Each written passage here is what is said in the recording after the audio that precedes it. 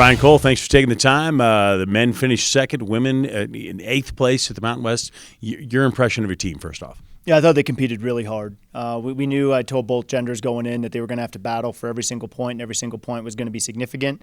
On the men's side, losing by 15 points, that's 2 points here, 3 points there, a clearance on a third attempt, a foul on a third attempt, and that makes the difference. On the women's side, to be a half point out of the next spot up, that might be, battling to the line and, at the end of an 800, or Ava Gilliana anchoring our 4x4, diving at the end, trying to pass one more competitor. I mean, so there were a lot of spots where they were just out there battling really well. But going into this, track's pretty easy. It's not like a ranking where it's like, well, this team's ranked better, so they probably should win. You go and you take your all of your performances over the course of a season, and those are your entry marks, and then you just kind of score it out, saying, okay, if everybody did what they did during the season, this is how the meet would score out. And going into the meet, we found a way that was, I thought, pretty reasonable, saying if this person does this, and we were basically neck and neck with Colorado State on the men's side. But going into it off of the entries and the straight projection, we were down 40 points before the meet even started. So we thought we could close that gap going into the final day. We had a good first day. We had a really good second day. So going into the final day, we were down 12 points. During the final day, we got it based on the projection. So I don't watch the actual score. Like I score it out and I know what the final score is supposed to be. And then as each event completes, you go and you make the adjustment based on what was supposed to happen versus how it played out. You adjust the final score, and so you always see what the final score is as each event plays out. And we got it down to 3 points at one point on the final day. We just didn't have enough things kind of go our way. And a big part of that, you can't lose a conference runner-up in a 17-7 pole vaulter 2 weeks before, to an injury in Chicago. That was, that was pretty tough. We lost the conference champion in the 1500 during the DMR, and he wasn't able to come back the next day, and that was pretty tough. And so we just didn't have enough depth where when we lost those individuals, people would be able to step up. And, a 17-7 pole vaulter is hard to replace. He's one of the best guys in the nation. Your school record holder in the 1500 is hard to replace, and Ben Scheller ran phenomenal in the mile. And I mean, Sean Mason is a hard dude to replace. So I thought our men they competed really, really well. We did everything we could within the circumstances we had. You got to tip your hat to Colorado State. They had a really, really strong last day, and their guys stepped up where they needed to win, and so that was it was impressive to see on our end. Obviously not the outcome we wanted, but you have to give credit to them. And then on the women's side, we scored 6 points last year. Yeah. I told the team that's the opposite of good, right? I mean, you have 17 events and you only score 6 points. This year we scored 40.5 points.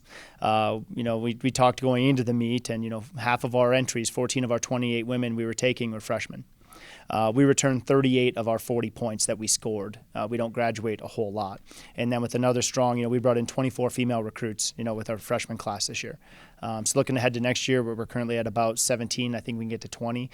So when we start bringing in groups of that scope across different event areas, I think our women's team can continue to improve. But overall it was a pretty good meet.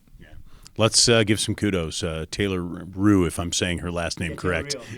Rio.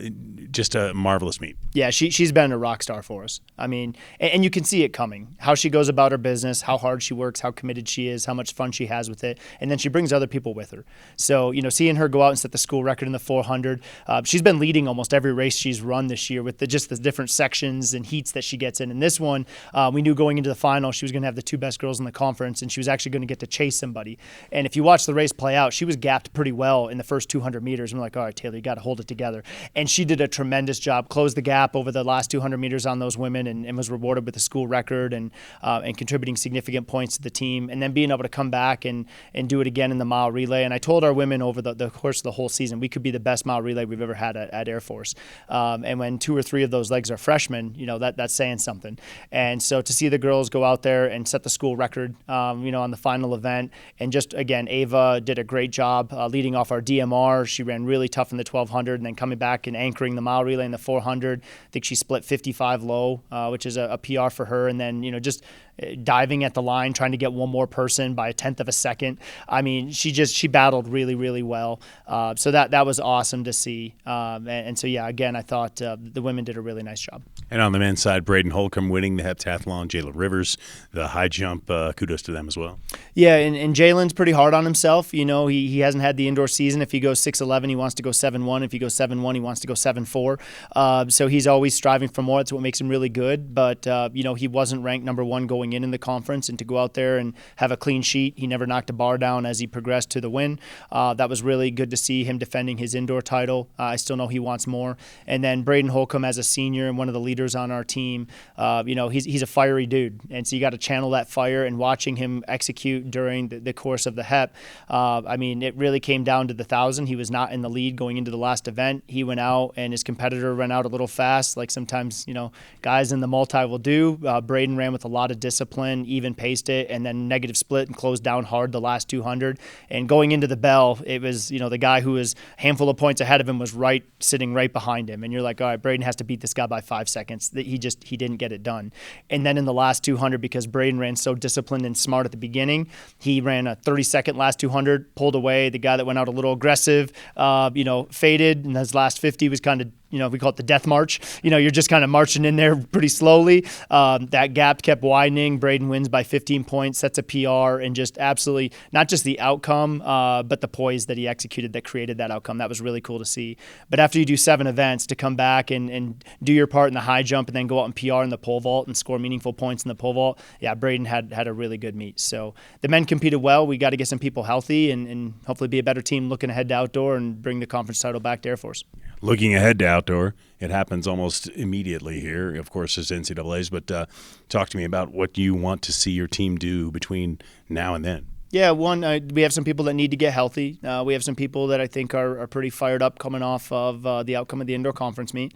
You know, you pay respect to the awards ceremony, and so standing there watching that, you know, is the right thing to do, but it's also hard. So, you know, we're capable of. And so I want to see the team kind of dial back in. You know, we took a deep breath here coming off the indoor conference meet, dial back in, get back to work. And ultimately our goal every year is the exact same. So regardless of the season, regardless of the year, you want to feel like you're being the team you're capable of being. We were awful close indoor. I think the reason, the biggest limiting factor was health. So we can get some people healthy, get them back going, and we want to be the team we're capable of being outdoor. And if we're able to do that, I think we can, you know, compete to win the conference championship outside. The women can take another step. We bring in another class, and then hopefully the women continue closing the gap on the men. And then we have 2 really strong teams every single year at the Mountain West Championships. Fantastic. Coach Cole, thanks for the time. Appreciate it.